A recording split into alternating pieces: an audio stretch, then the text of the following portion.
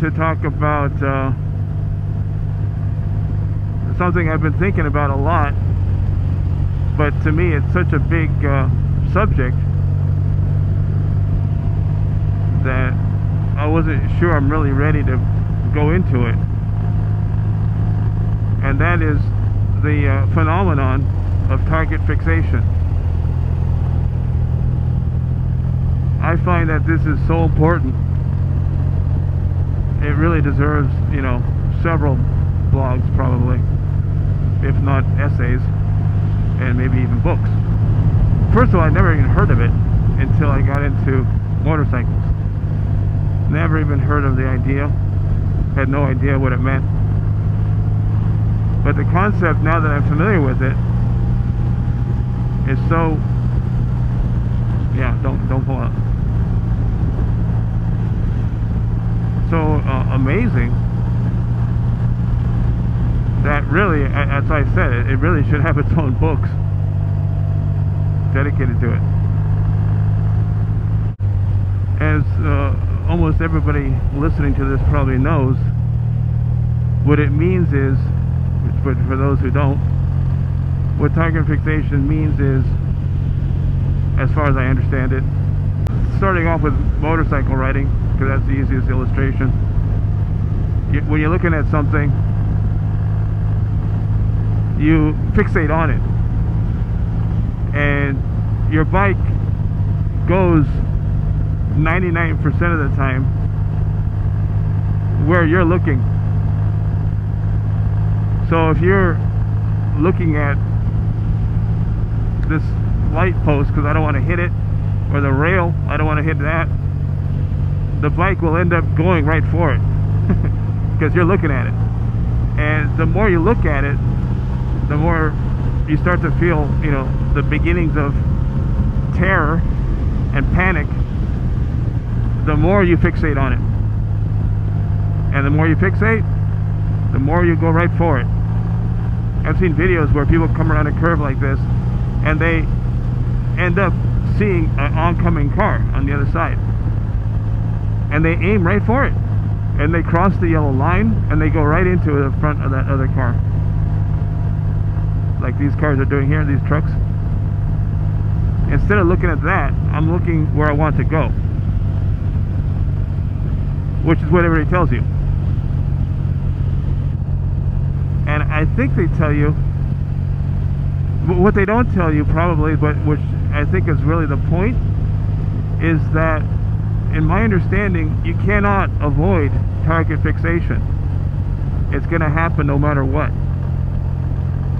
So the way to not run into trees and curbs and parked cars and other shit you're trying to avoid, besides not looking at them, is to use target fixation to your advantage.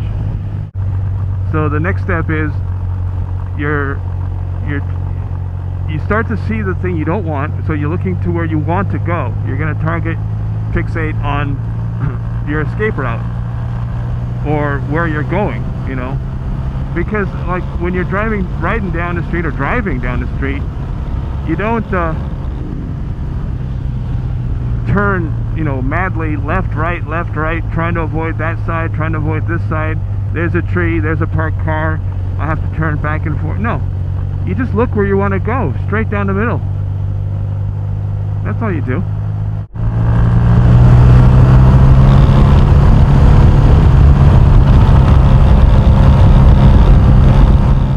Squirrel! Run, little squirrel!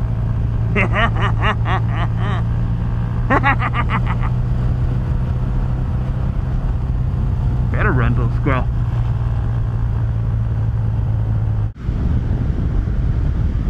So when you start to feel like you're looking at the tree or the parked car, oncoming traffic, or too low down here, you're not supposed to look down there, you're supposed to be looking over there. Oh, here's the street I'm looking for. It was way down here. You're not supposed to be looking at the ground, you're supposed to be looking high. Sage in there.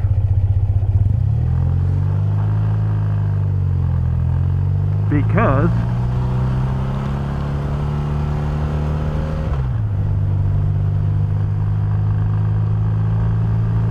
start to fixate on the ground, and that'll cause you to be unstable. As soon as panic and fear sit in your mind, you're halfway lost. You're not completely lost. You can still save it, but you're well on the way towards fucking up somehow. Hopefully not a crash, but definitely a skid or a wobble or something like that may be in the near future, unless you can pull yourself out of it. And the way you do that is with the strength of your mind, saying, I'm looking at this thing and I begin to feel like, oh, I don't want to hit it, I'm getting too close. And you start to feel a little bit of, let's say, concern. You're not terrified yet, but you're getting concerned. And as we all know, on one of these babies, everything happens very fast. So concern rapidly turns to horror and terror if you're not paying attention. As soon as you feel that little bit of concern, stop looking at that and start looking where you want to go. Force yourself to not look at that thing. Force yourself to look where you want to go, not where you are going. And now when you're going around a curve like this, or a hill, I mean there's a tree, or there's other cars, other vehicles, that's when you start to really feel it, especially at high speeds. Because like I said, at high speeds everything's moving so fast that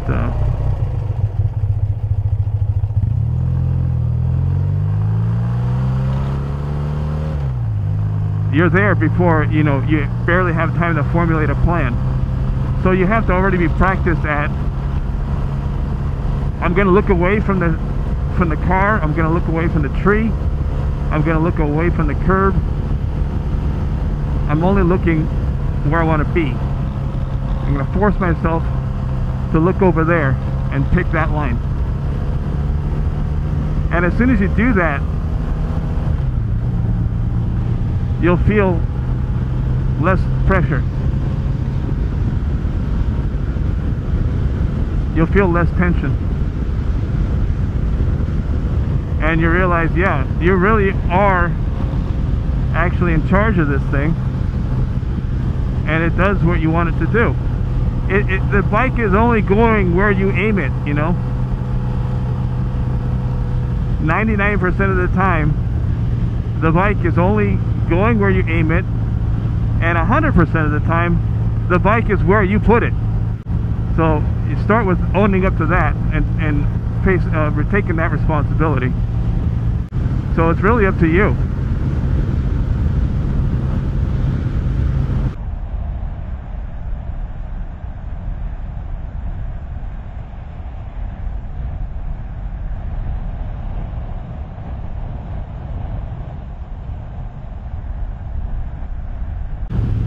See, that guy pulled out, he decided he could make it. And as soon as he did that, instead of panicking and trying to brake before he cut me off, I chose a line to go around to behind him, because he's not going to go backwards, he's moving forwards.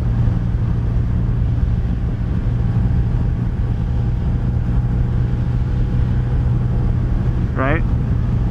He's pulling out in front of me this way, so that means the space behind him is available. And that's one of the advantages of being on a motorcycle. You actually are very, very maneuverable. Even a big cruiser is way more maneuverable than a car.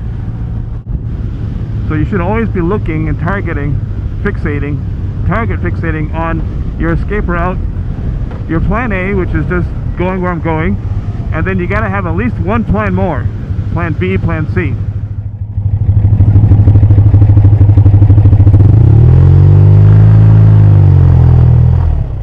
Use the power of your mind to stay focused on where you want to be, not what's happening, what's maybe a threat. Ignore the threat thing that you're heading towards. That's why you have the handlebars, so you can change position, you can change course.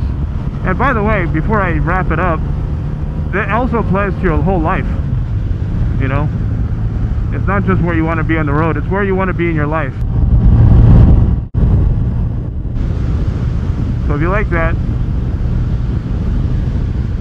please remember to passionately and vigorously spank those like and subscribe buttons. Thank you very much, and I'll talk to you all later.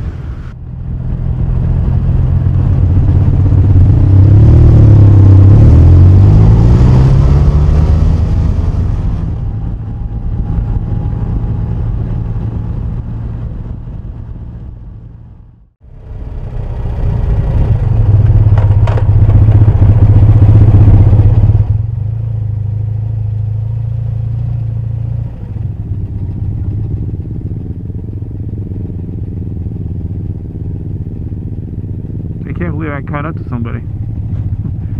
Traffic must be terrible because I don't think I'm that fast, really. Look at that guy's all ready to go.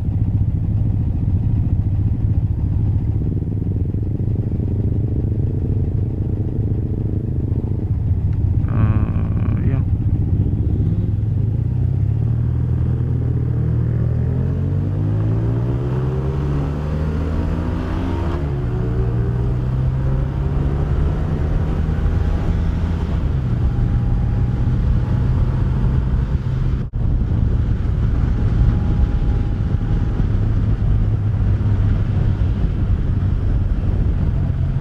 No, fucking asshole.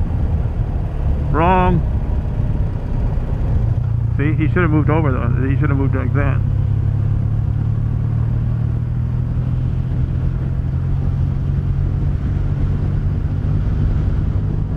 He should have saw her coming out, slowed down to begin with,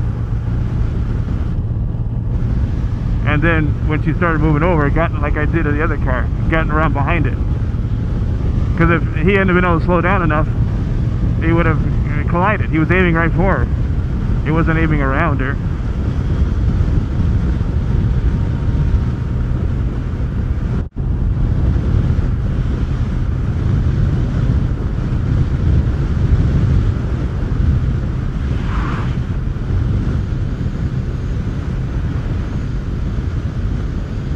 But you know what? He didn't crash.